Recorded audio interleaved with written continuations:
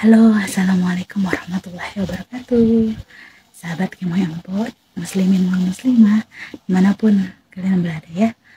Kita berjumpa lagi teman-teman ya. Kali ini dengan konten Islami yang bertema tentang kebersihan ya teman-teman ya. Masya Allah, pasti semua tahu dong, pasti paham sekali dengan kebersihan. Tapi kita kulik ya teman-teman secara Islami agar kita mendapatkan manfaatnya. Sebelum kita memulai menjelajahi Masya Allahnya Islam ini, teman-teman ya, sepercik ilmu ini teman-teman ya, kita berdoa dulu ya teman-teman ya. A'udzubillahi minasyaitonirrajim. Kita berdoa dulu ya teman-teman ya. A'udzubillahi minasyaitonirrajim. Mudah-mudahan tidak ada perkara syaitan yang masuk ke dalam konten kita, dan yang tersisa hanyalah kebaikan. Amin Allahumma amin. Dan saya juga akan membahas satu sosok Islam yang amat erat hubungannya dengan Islam. Siapakah itu? Mari teman-teman. Jadi teman-teman ya, kita berbicara sesuai fakta saja ya teman-teman ya. Yang teman-teman lihat di atas benar, itu adalah tumpukan sampah. Kenapa? Yang pertama kali Empok Anggi munculkan ya sahabat Gemoy dan muslimin muslimat itu sampah. Perlu kita ketahui teman-teman ya, sampah itu berkaitan erat dengan kebersihan. Bayangkan teman-teman, tumpukan sampah yang menggunung itu hanya sampah dari Jakarta, di tempat pembuangan akhir sampah Bantar Gebang ya teman-teman. Itu hanya di Jakarta, belum di Bogor, Depok, Tangerang, Bekasi, bahkan Pulau Jawa, Pulau Kalimantan, Indonesia, bahkan dunia. Berapa banyak sampah yang masuk ya dan berada di atas bumi ini teman-teman ya. Bayangkan betapa penuh sesaknya ya bumi Allah ini dengan sampah teman-teman. Auzubillah min dzalik ya teman-teman.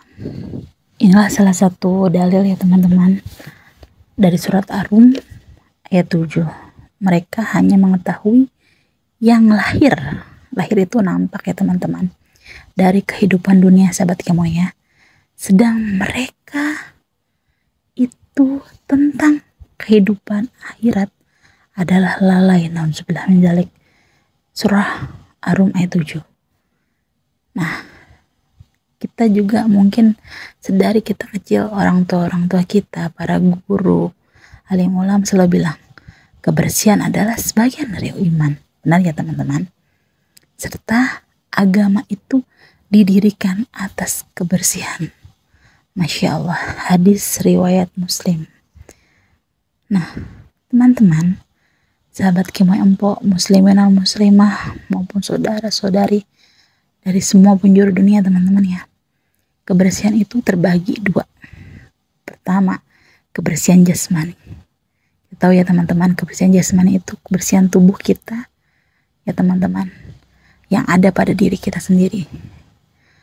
Pasti setiap kita menempuh pendidikan maupun di dalam rumah maupun di luar rumah, kita selalu diajarkan untuk menjaga kebersihan karena akan membawa dampak baik kepada kesehatan kita. Dan dua nih teman-teman ya, ada kebersihan batinnya. Batinnya itu kebersihan kolbu. Bahkan sahabat-sahabat Rasulullah selalu bilang fi kolbi, dari nuranimu, dari hatimu. Masya Allah, gimana cara kita membersihkan dalam diri kita? Perlukah kita operasi teman-teman? Atau gimana caranya ya kan? Kebersihan diri ini atau kebersihan batin ini teman-teman, jiwa ini teman-teman, bisa kita dapatkan dengan satu akal yang kita pergunakan teman-teman ya. Manusia itu diciptakan oleh Allah dalam keadaan sebaik-baiknya makhluk. Masya Allah. Bahkan ya teman-teman ya, iblis pun marah ya sama Allah karena merasa duluan diciptakan.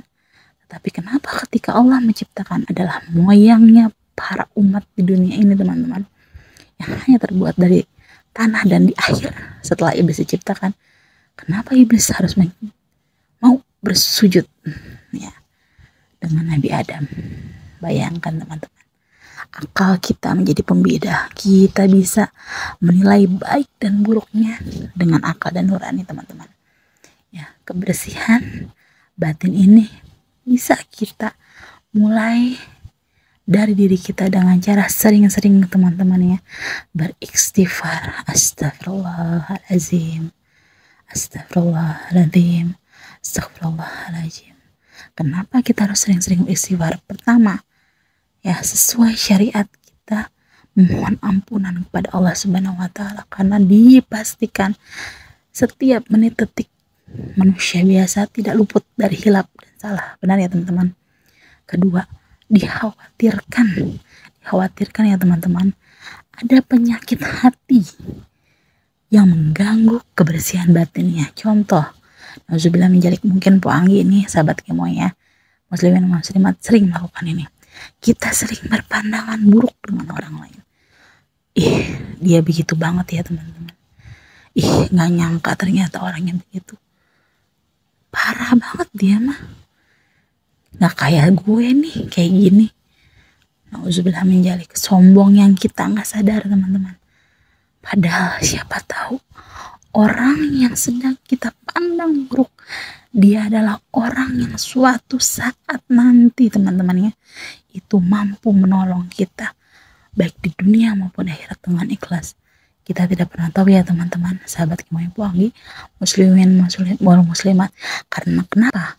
Allah lah pemilik tunggal hati kita dan nurani kita, yang mampu membolak-balikan keadaan, kemampuan ya teman-teman.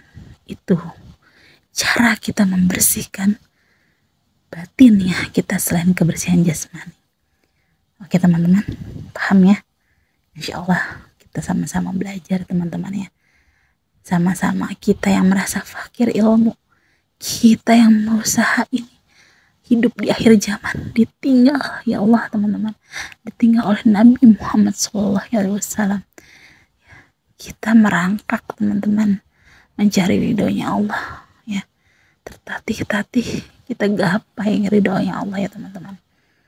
Nah, betapa pentingnya lagi menjaga kebersihan ini. Yakin teman-teman, sebelum kita sholat kita tidak akan sah ya teman-teman. Kunci diterima sahnya sholat adalah bersuci. Sahih hadis ini ya teman-teman, diriwayatkan oleh Tirmizi, Ahmad dan Al-Baihaqi. Bagaimana pentingnya kebersihan, bahkan Allah menyuruh kita memulai perintah sholat yang wajib dilakukan oleh umat Islam dimulai dengan cara bersuci ya teman-teman, berwudu, bertaharah teman-teman. Tidak ada air, kita cari debu yang suci bersih. Tidak ada debu suci, ada air hujan. Tidak ada air hujan, ada kerikil, kita cuci, kita bersihkan. Betapa pentingnya Allah ingin kita menghadap Dia sebelum sholat dalam keadaan bersih teman-teman ya. Masya Allah, penting sekali teman-teman. Lalu teman-teman, di sini ada kisah ya teman-teman, kisah dari seorang wanita muslimah yang dihadiskan ya teman-teman ya, Sahih Al-Bukhari, Muslim dan Ibnu Majah zaman Nabi Muhammad Rasulullah. Ada seorang perempuan hitam ya, Arab gurun ya, yang mengurus Masjid Nabawi. Jadi marbot pertama Masjid Nabawi teman-teman, saya juga baru paham teman-teman dan baru tahu bahwa marbot pertama Masjid Nabawi adalah seorang wanita teman-teman. Masya Allah, dia adalah Ummu Mahjan ya, Ummu Mahjan ya teman-teman. Jadi saking bersihnya Ummu Mahjan dan ikhlasnya dalam membersihkan Masjid Nabawi, sahabat Rasulullah itu Masya Allah ya, sangat amat mengenal Ummu Mahjan ya. Hingga suatu ketika Ummu Mahjan ini tidak terlihat di Masjid Nabawi mulai dari pagi hingga subuh. Sahabat-sahabat Rasulullah SAW yang khawatir bertanya dan mengunjungilah keluarga Ummu Mahjan. Betapa kagetnya bahwa Ummu Mahjan dikabarkan telah berpulang ke hadapan Allah Subhanahu wa taala dan meninggal dunia teman-teman ya, maksudnya ya. Sahabat Nabi yang tahu bergegas menuju rumah Rasulullah SAW. Tetapi mereka ingat, ini sudah mulai waktunya Nabi beristirahat. Dikhawatirkan Nabi Muhammad SAW terganggu oleh ketukan suara pintu sahabat Rasulullah. Ini adab ya teman-teman ya. Adab boleh kita pelajari.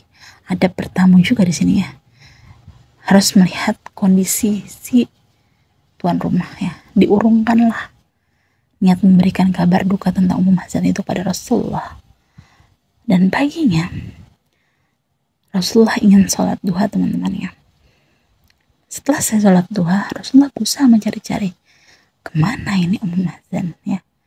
Sampai suatu ketika Rasulullah SAW bertanya kepada para sahabat Nabi, "Wahai sahabatku,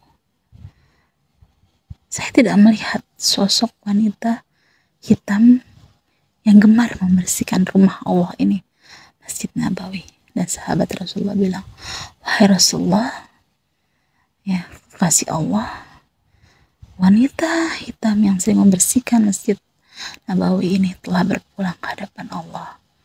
Dengan sedihnya sahabat Nabi menceritakan kabar duka itu kepada Rasulullah. Rasulullah SAW memiliki akhlakul karimah, tidak menunda-nunda waktu teman-teman. Mari antarkan saya untuk melihat makam dari Ummu Mahzan. Didatangilah makam, dicari-cari teman-teman sama Rasulullah. Di mana ini makam Ummu Mahzan? Karena betapa luasnya Arab Saudi ya teman-teman ya. Dan zaman dulu terbatas semua ya. Sampai ketemu di suatu titik, ini adalah makam Ummu Mahzan ya Rasulullah. Sahabat Nabi bilang atas arahan petunjuk dari keluarga Ummu Mahzan. Dan Nabi SAW berdoa di pusara makam Ummu Mahzan. Dan Nabi Muhammad SAW bilang dan berpesan kepada sahabat Rasulullah, ini adalah wanita suci yang membersihkan Masjid Nabawi dan dirahmati oleh Allah. Saya berdoa agar makam wanita ini, Ummu Mahzan ini, diterangi oleh Allah kuburnya. Masya Allah, ini merinding sekali ya, Mpok ini benar-benar nauzubillah. Ya Allah, Masya Allah ya, ini benar-benar dari ujung rambut sampai ini. Karena saya berpikir begini, karena bersihnya ya wanita ini dan menjaga kebersihannya, wanita ini benar-benar dicari sama Rasulullah gitu makamnya. Dimana saat semua orang berusaha mencari-cari Rasulullah SAW, tetapi malah makam wanita soleha ini, Ummu Mahzan inilah yang dicari oleh Rasulullah. Masya Allah, Allahu Akbar ya teman-teman. Betapa indahnya kebersihan. Teman-teman, sudah di penghujung akhir video ini teman-teman ya. Ada satu hadis yang harus kita ingat teman-teman ya. Dari Rasulullah SAW, sesungguhnya Allah itu maha suci yang menyukai hal-hal yang suci, dan Allah itu maha bersih dan yang menyukai kebersihan. Jelas ya teman-teman, Allah menyukai kebersihan. Hadis riwayat Tirmidzi. Akhir kata dan akhir salam teman-teman ya. Gak pernah bosan Mpok Anggi bilang, jika ada kebaikan sebesar biji zarah, dipastikan itu milik Allah Subhanahu wa Ta'ala, pemilik tunggal kita semua ya teman-teman. Tetapi jika ada kesalahan, kehilafan, kekurangan ya, walaupun juga sekecil biji zarah, saya pastikan mutlak milik Mpok Anggi. Makanya teman-teman ya, mohon maaf dan dibukakan pintu maaf lahir batin ya teman-teman. Silakan share video ini ke sosial media kalian yang kalian punya. Silakan kalian tonton teman-teman bersama keluarga, keturunan kalian ya. Non muslim juga silakan nonton, tidak masalah ya. Silakan bersama pasangan halal kalian, silakan tonton ini. Tetapi maaf ya, saya tidak mengizinkan untuk yang bukan muhrim ya nonton video saya berulang-ulang kali, karena percuma, tidak ada manfaatnya. Alhamdulillah menjalik ya teman-teman ya. Islam itu agama yang rahmatan lil alamin, tapi keras dan amat sangat membenci maksiat ya teman-teman, sekecil-kecil apapun maksiat ya. Wassalamualaikum warahmatullahi wabarakatuh. Terima kasih yang sudah like, komen, dan subscribe ya teman-teman, agar semua menjadi jariah buat teman-teman dan menjadi penyemangat Poanggi untuk konten selanjutnya. Assalamualaikum warahmatullahi wabarakatuh.